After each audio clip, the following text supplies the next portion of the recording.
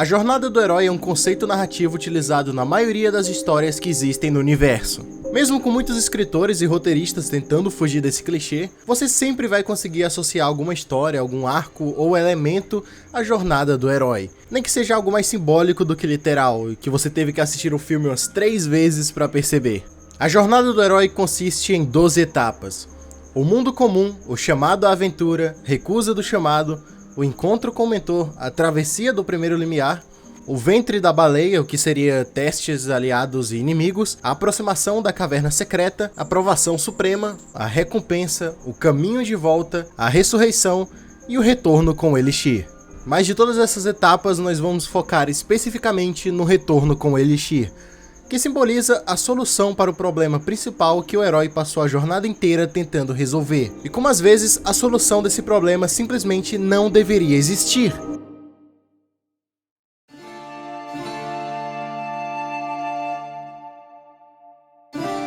Tudo isso se inicia no terceiro filme da trilogia prequel, A Vingança do Sith, onde nós somos apresentados a um novo problema além da guerra e de toda a conspiração Sith, sendo esse problema a iminente morte da Padmé.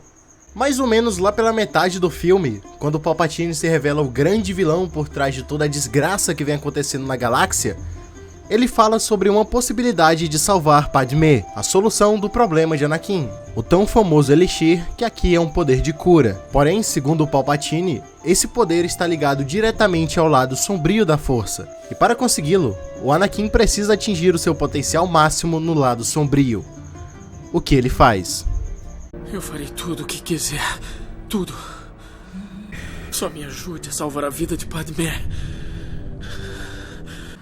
Enganar a morte é um poder que apenas uma pessoa conseguiu, mas se nós trabalharmos juntos, eu sei que descobriremos o segredo. Ele destrói completamente o equilíbrio da Força, jogando a galáxia inteira sob o controle do Império e do lado sombrio. Ele faz tudo isso para, no fim, seu problema não ser resolvido e não restar nada além de dor e sofrimento, deixando subentendido que Anakin, assim como todos os outros que vieram antes dele, foi manipulado e enganado pelas promessas vazias feitas por Palpatine. Pelo menos era mais ou menos isso até Rise of Skywalker ser lançado e introduzir esse Elixir da forma mais preguiçosa possível. Mesmo que a primeira aparição dessa habilidade tenha sido na primeira temporada de The Mandalorian, no episódio 7. Só que ninguém se lembra disso porque tava todo mundo hypado pra assistir Rise of Skywalker. O que é algo bastante justo se parado pra pensar, já que esse filme tinha baita responsabilidade nas costas de fechar a saga com chave de ouro. E minha nossa, como existem problemas com esse filme. Tipo, muitos.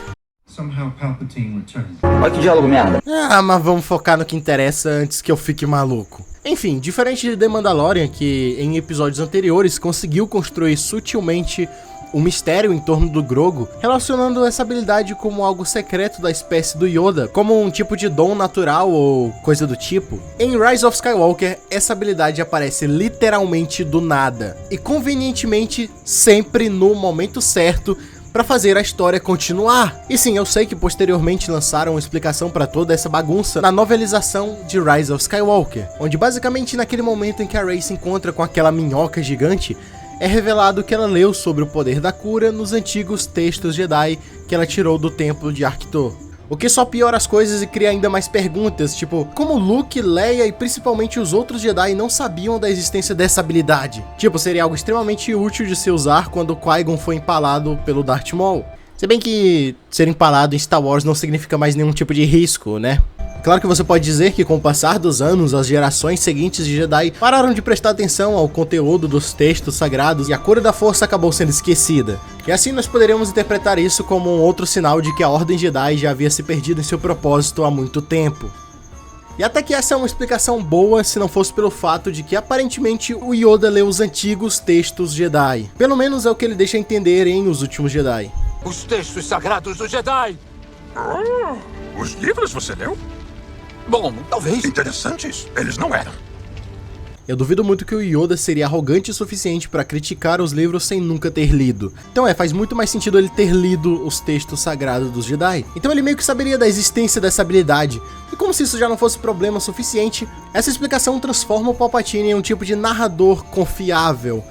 já que tecnicamente ele estava falando a verdade sobre a existência dessa habilidade. Mas o maior problema com tudo isso mesmo é como todo o arco do Anakin é prejudicado. Toda a queda dele pro lado sombrio, todo o sacrifício que ele fez e as consequências que ele criou com base nessa escolha egoísta de buscar mais poder para salvar alguém que ele amava.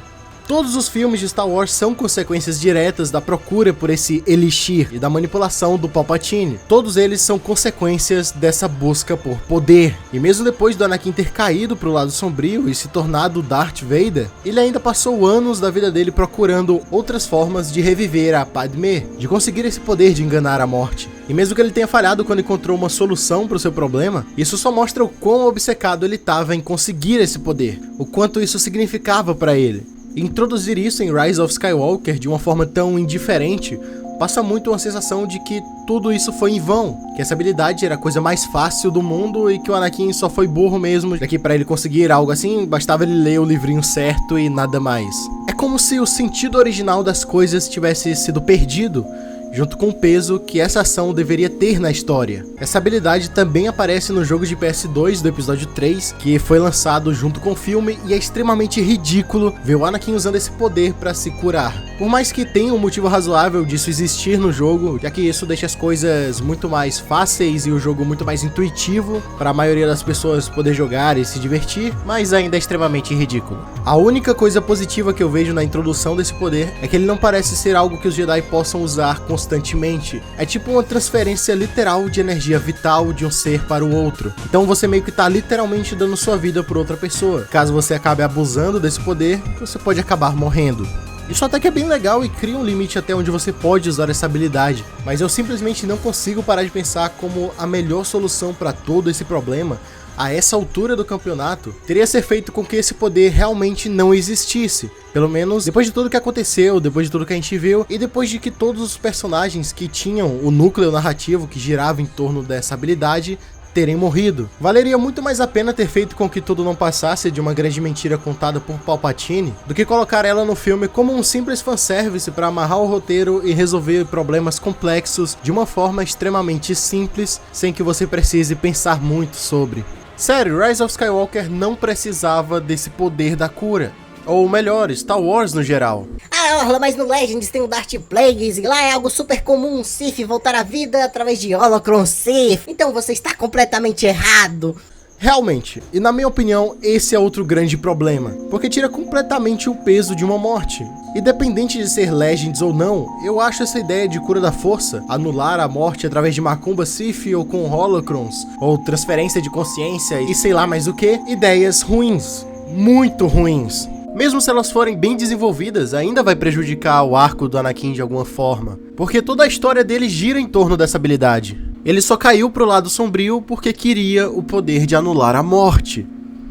E assim, eu acredito que a partir do momento em que você tira o peso de uma morte, nada mais tem peso. E se nada mais tem peso, não tem por que você se importar com o que tá acontecendo. E isso é completamente perceptível quando você assiste Rise of Skywalker. Como a Disney não tem culhões pra matar personagens que a maioria do público gosta. Então ela tem que dar um jeito de trazer eles de volta, ou deles morrerem de uma forma mais legalzinha, digamos assim. E assim, não é porque algo tá no Legends que isso é uma coisa boa. Nem tudo que tá no Legends é bom.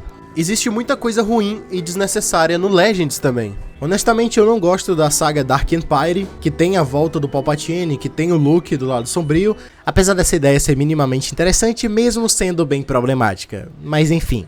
Pra mim, Dark Empire com a volta do Palpatine, assim como Rise of Skywalker, é uma tentativa vazia de fazer com que a saga Skywalker se estendesse mais do que deveria. Como se o medo de tentar algo novo guiasse ambas as histórias, e no fundo os dois projetos são bem vazios. A única diferença entre Dark Empire e o episódio 9 é que um consegue ser ridiculamente pior que o outro. Mas enfim, nada disso faz a mínima diferença, porque é tudo questão de opinião, assim como esse vídeo foi feito baseado na minha opinião. Então eu não tô aqui pra te obrigar a concordar ou coisa do tipo. Você é livre. Você é livre pra gostar de Rise of Skywalker, você é livre pra discordar e pra concordar comigo. Então é basicamente isso. Sinta-se livre para deixar a sua opinião aí nos comentários, porque a minha eu meio que já explanei nesse vídeo aqui. Enfim, não se esqueçam de deixar o like e se inscrever caso não seja inscrito, ativar o sininho de notificação e compartilhar esse vídeo com todos os seus amigos. E é isso, eu vou ficando por aqui, até o próximo vídeo e que a força esteja com vocês.